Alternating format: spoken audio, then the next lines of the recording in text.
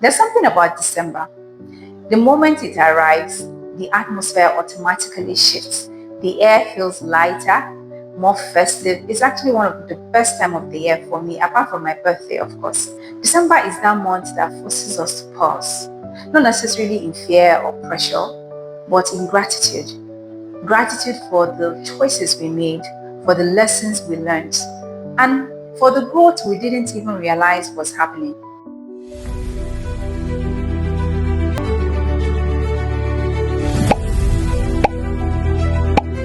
One thing this year taught me is that those small, quiet financial decisions matter the most. It showed me that sometimes progress is not always loud.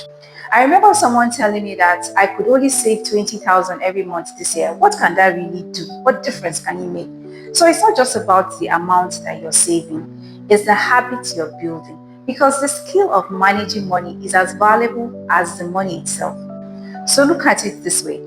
Every time you choose discipline over impulse, every time you tracked something, every time you were very intentional, you are actually planting seed. Another very important thing this year taught us was that financial literacy is very important. So this year also taught us to really stay informed. So from the new tax law to economic policy shifts, you would agree with me that financial literacy is not optional anymore. It's actually survival. I remember having a conversation with a business owner who told me that if they didn't understand this new tax law, their business would have suffered. So that single conversation reminded me that information is a currency. What you know shapes how much you earn and what you even keep in your portfolio. So if you made an effort this year to learn about money or any other thing good for you, whether it's through videos, books, mentors, try and error, just celebrate that win. Knowledge is one of the best investments you can ever make. Business owners, December is not just about sharing hamper to your customers and partying. Yeah, that's part of it, but it should also be your financial mirror. Ask yourself real questions. What worked this year? What didn't work this year? What performed best this year? What were those costs that drained you? Did you really price your products or services right? Did you run that business or did the business run you? End of year books give you that clarity to be able to answer these questions appropriately. If you didn't document everything, ideally you should, but start with what you have. Start with your bank statements, your invoices, transfers, and any document that you have because clarity is definitely better than confusion, especially before entering a new year. So for individuals, do a personal financial audit. Ask yourself real questions because you have to tell yourself the truth. You can lie to everybody if you want, but the worst thing is for you to lie to yourself. So ask yourself those really, really important questions like what habits improved your life this year? What financial habits stressed you out? Where did your money go consistently? What lesson cost you a lot of money but taught you wisdom? And what could I have done differently this year? A friend of mine told me that she didn't earn more this year, but she became aware of where her money was going to, and that improved her life.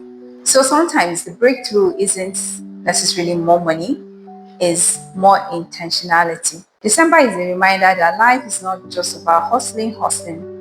It's also about reflection. So it reminds us to slow down, look back, and appreciate how far we've come. So the wins, the failures, the mistakes, the discipline, everything contributed to your growth. So before we step into the new year, here are practical steps you can start now.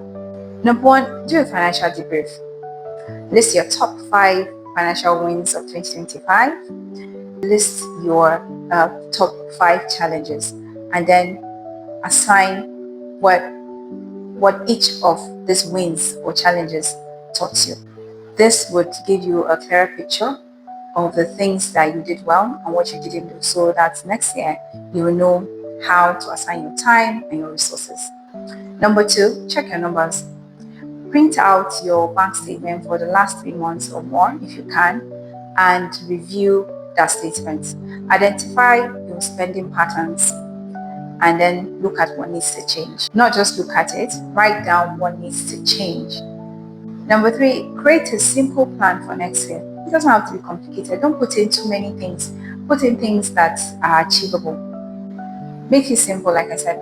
It could be one saving goal, one investment goal, one learning goal. The key here is consistency, not just piling up a lot of things that you end up not achieving 10% of that. Number 4, clean up your records.